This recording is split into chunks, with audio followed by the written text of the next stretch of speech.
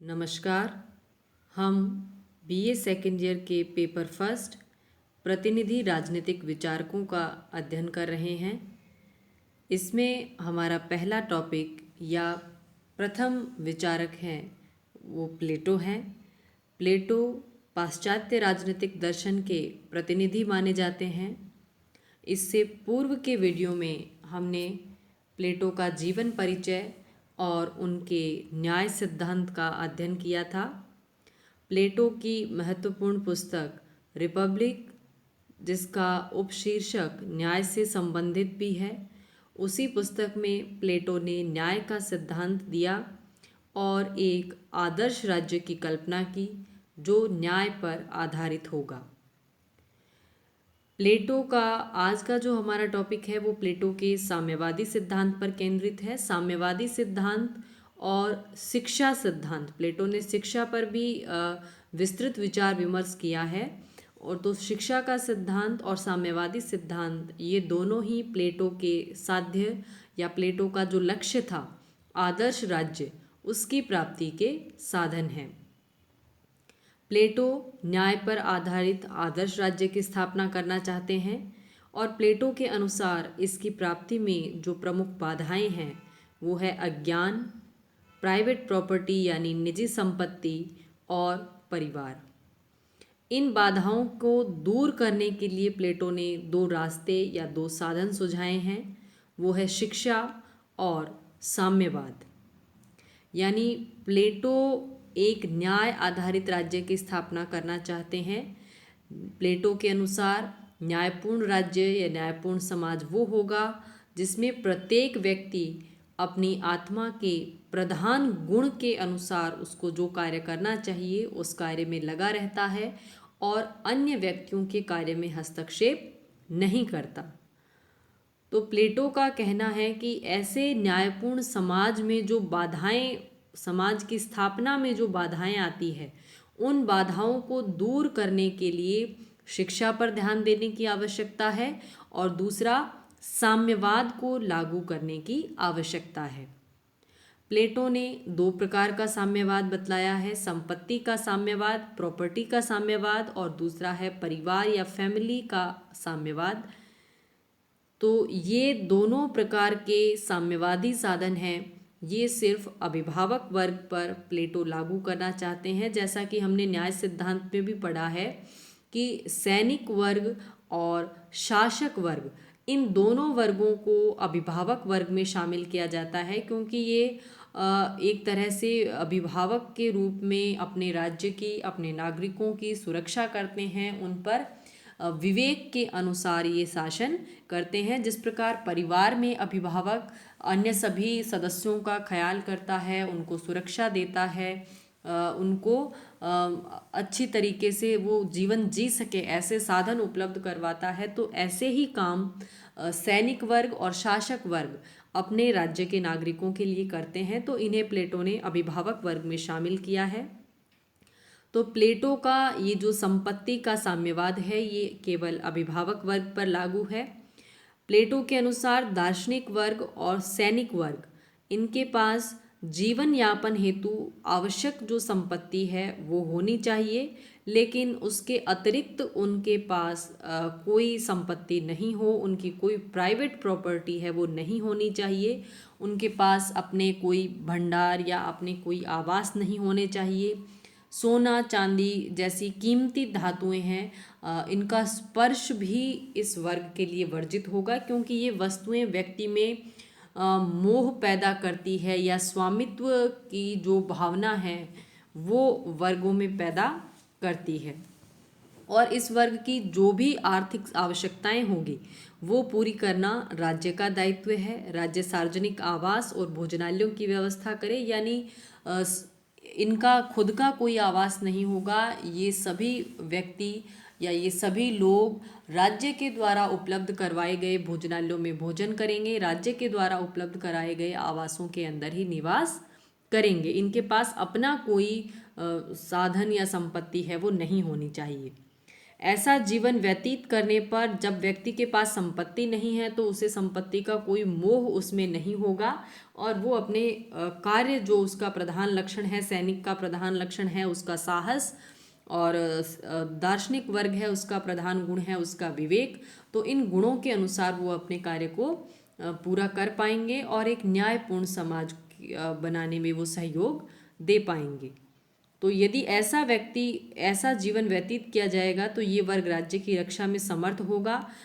यदि इनको संपत्ति रखने की छूट दे दी जाए तो ये भी अधिकाधिक प्रॉपर्टी है उसको इकट्ठा करने का प्रयास करेंगे और अपना जो उत्पादक वर्ग है या नागरिक वर्ग है उसके साथ कंपटीशन की या प्रतिस्पर्धा की भावना है, द्वेष की भावना है, वैसी भावना रखना शुरू कर देंगे।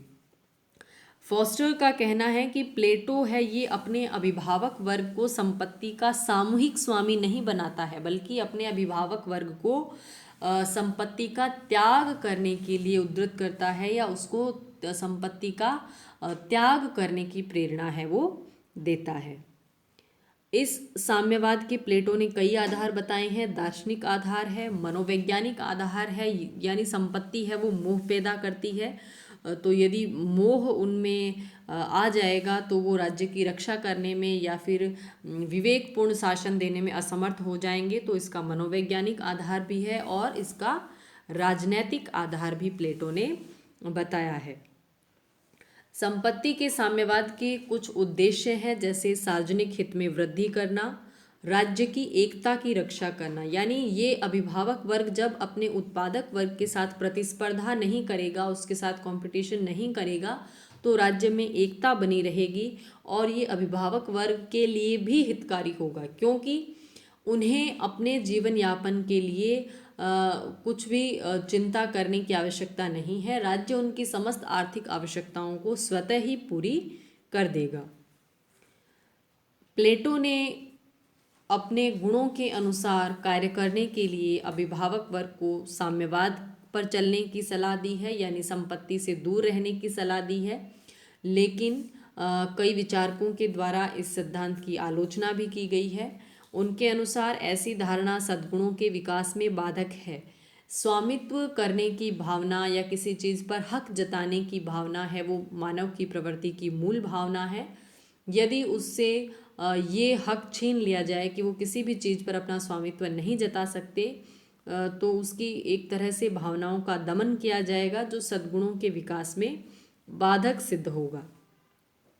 केवल अभिभावक वर्ग पर लागू होने के कारण इसको साम्यवाद नहीं कह सकते। साम्यवाद के रूप में हम वो विचारधारा देखते हैं जो सभी वर्गों पर समान रूप से लागू की जाती है, उसे हम साम्यवादी विचारधारा कह सकते हैं, या जिसमें समाज के सभी वर्गों को एक समान समझा जाए। तो ये साम्यवाद है उस दृष्टि से खरा नहीं उतरता है, उस साम्यवाद की कसौटी पर खरा नहीं उतरता है, क्योंकि ये कुछ वर्ग विशेष के ऊपर लागू होता है, इसलिए ये एक तरीके का अर्ध साम्यवाद है।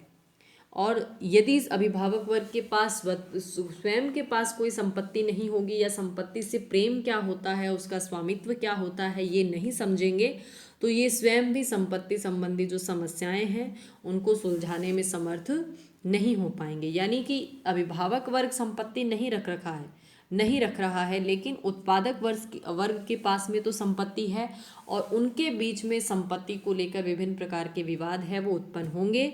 उन विवादों को ये अभिभावक वर्ग नहीं सुलझा पाएगा।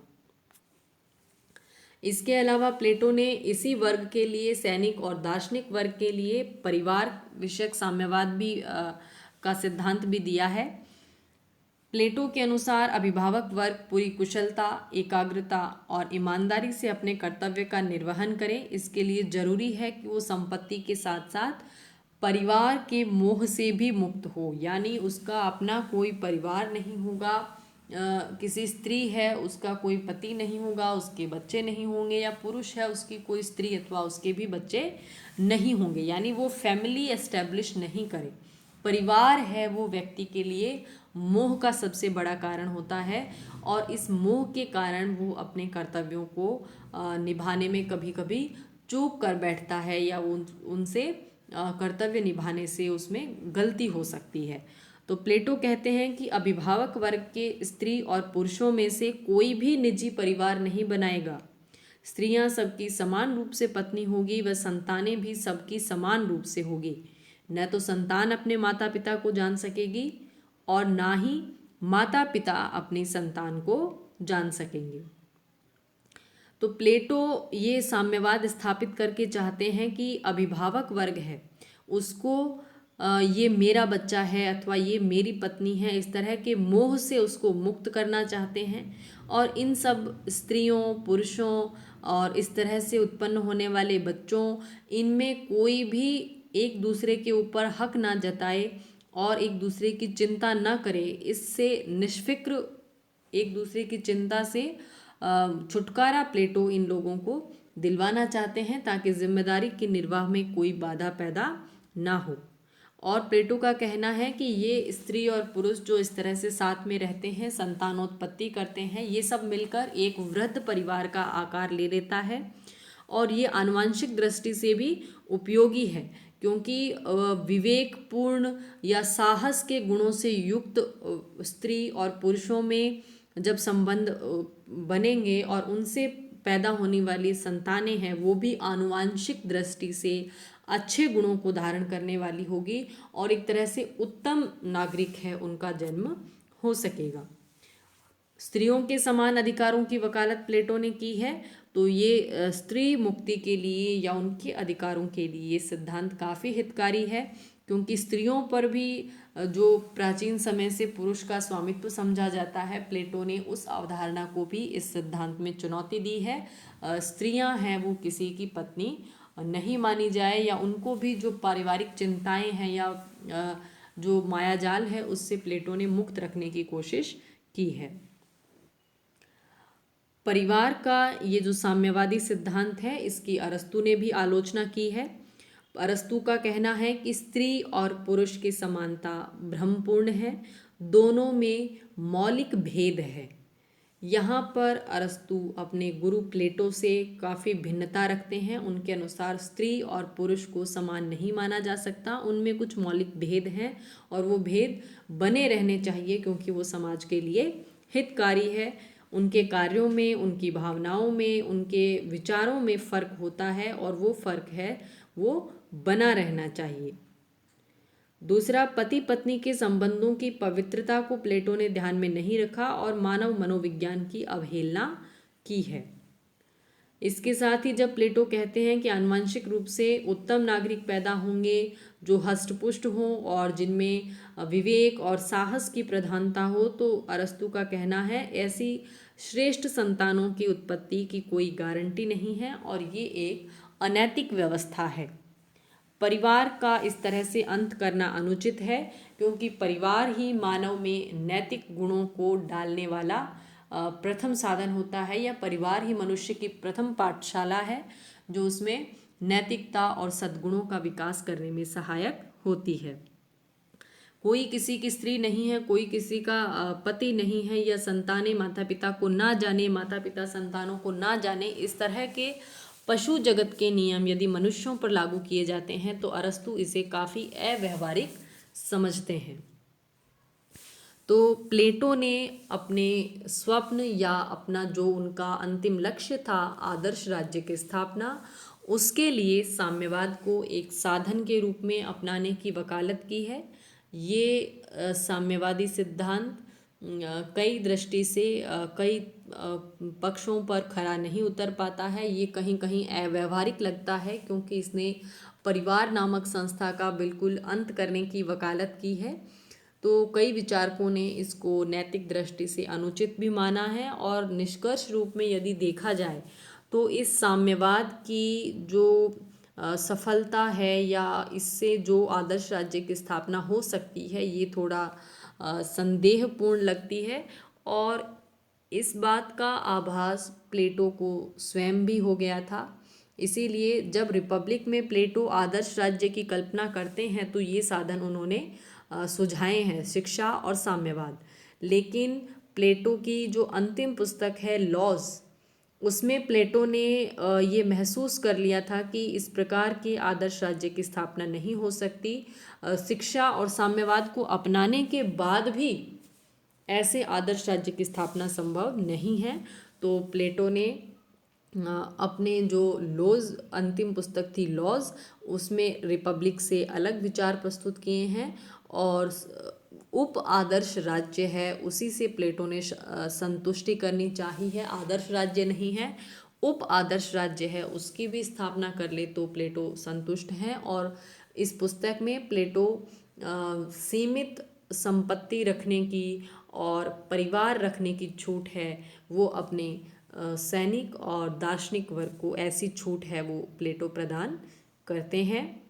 इसके अगले वीडियो में हम प्लेटो के शिक्षा सिद्धांत पर चर्चा करेंगे। धन्यवाद।